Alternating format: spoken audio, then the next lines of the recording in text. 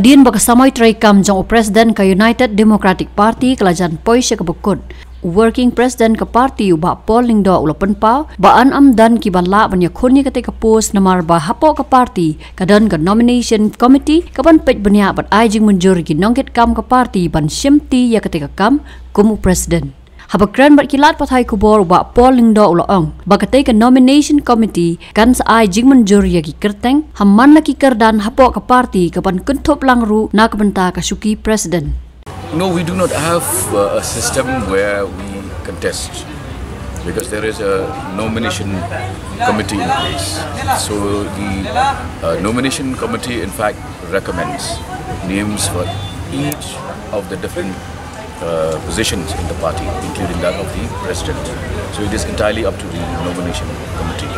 I mean, we do not file nomination papers for any particular post. So that means the present setup will continue. Let's see what happens, what the nomination committee recommends. Yeah.